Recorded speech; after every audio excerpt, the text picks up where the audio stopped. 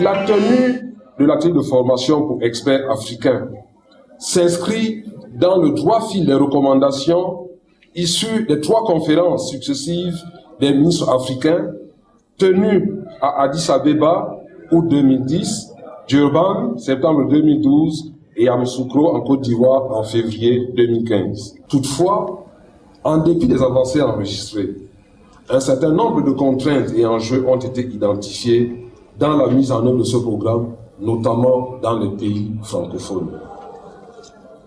Le groupe régional APAI-CRDS a pris à cet égard un certain nombre de mesures pour s'assurer que les pays francophones, dont le Cameroun, reçoivent un appui approprié et spécifique.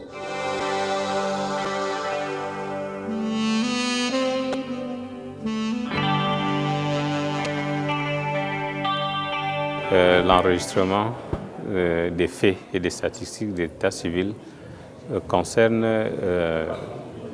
les événements d'état civil qui arrivent dans la vie de l'homme. Et pour être direct, il faut citer les faits d'état civil concernés. Sans être exhaustif, on a les naissances, on a les mariages, on a les décès, on a les divorces et toutes les autres filiations, notamment les reconnaissances, les adoptions, les légitimations, pour ne citer que ces cas-là.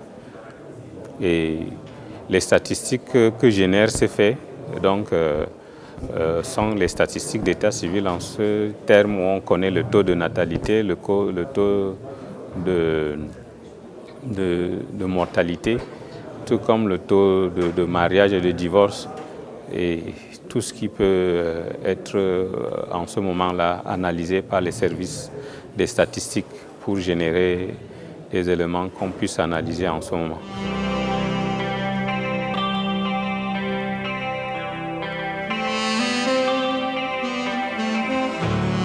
C'est une question pertinente que vous posez là, dans la mesure où chaque État africain, pour s'affirmer de sa souveraineté, doit connaître en fait la population qui vit sur son territoire.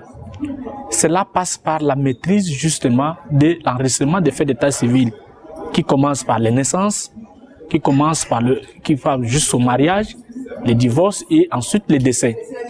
C'est un outil de pilotage pour la planification, mais aussi pour justement tout ce qui est vraiment la manière dont les ressources du pays doivent être allouées en termes de développement. Pour le gouvernement, il est bon de savoir à qui s'adresse son action, mais aussi pour la population, c'est bien de prouver leur existence pour pouvoir prétendre à leurs droits, les droits économiques, les droits humains, les droits à l'éducation, les droits à la santé. Et en cela, l'état civil joue un rôle très important.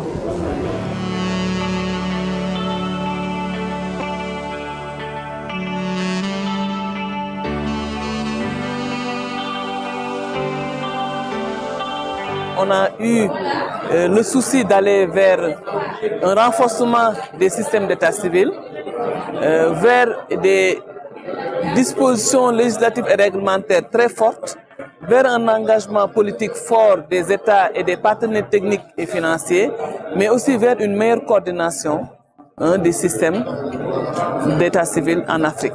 Ce paradigme qui vient à son heure comprend 2 préoccupations. D'abord, une évaluation complète des pays, des systèmes d'état civil des pays, mais également des plans d'action budgétisés qui vont permettre d'aller vers des systèmes d'état civil complets et fiables.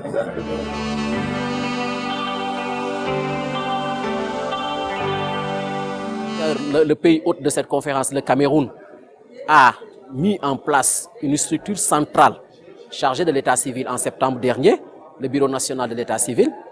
Ensuite, le Cameroun a fait appel au programme pour conduire une mission de pré-évaluation de son système d'état civil. Et c'est les mêmes démarches un peu partout au niveau des pays francophones. Le Bénin a fait cette requête et le programme y donnera suite dès la fin de ce mois de novembre. De la même façon, une évaluation est en cours au Mali.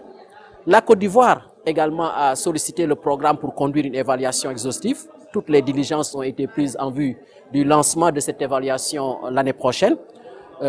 Même chose, comme vous le voyez au cours des échanges qu'on a dans cet atelier, qu'il s'agisse du Congo, du Tchad, l'ensemble de ces pays sont prêts à demander, à solliciter le programme pour conduire des missions de pré-évaluation.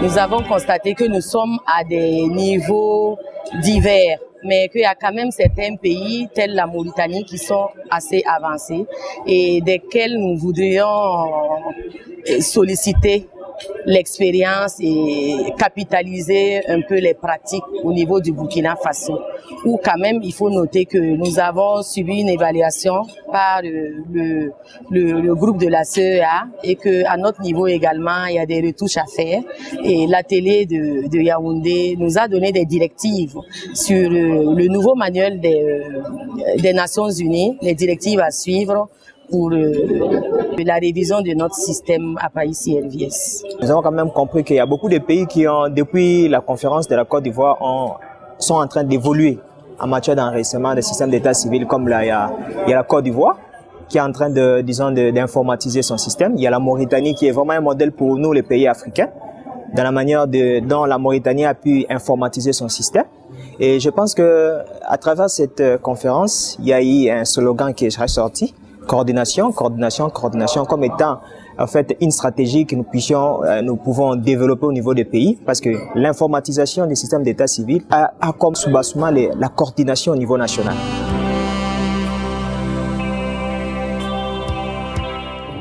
La Mauritanie en 2009 a fait le choix de mettre l'état civil au cœur de son système d'identification. Partant de ce constat, elle a fait le choix de faire un système intégré comprenant l'état civil, les titres sécurisés et les aspects sécuritaires qui sont les contrôles aux frontières. Essentiellement construit autour d'une base mère d'état civil, et on a choisi le choix du registre. Donc dépasser la base d'état civil, c'est-à-dire un registre de la population qui inscrit les Mauritaniens, les résidents et les étrangers de passage. Ce projet a démarré en 2010 et la première personne enrôlée a été enrôlée en 2011. 3 ans et demi après, nous avons enregistré plus de 95% de la population. Tout ceci est parti d'une volonté politique qui a permis à la Mauritanie de faire un saut vers les nouvelles technologies et rentrer en plein pied de l'ère numérique. Donc l'état civil aujourd'hui est disponible dans toutes les communes, est centralisé, et les titres produits, même les titres d'état civil, sont sécurisés par la plus haute sécurité.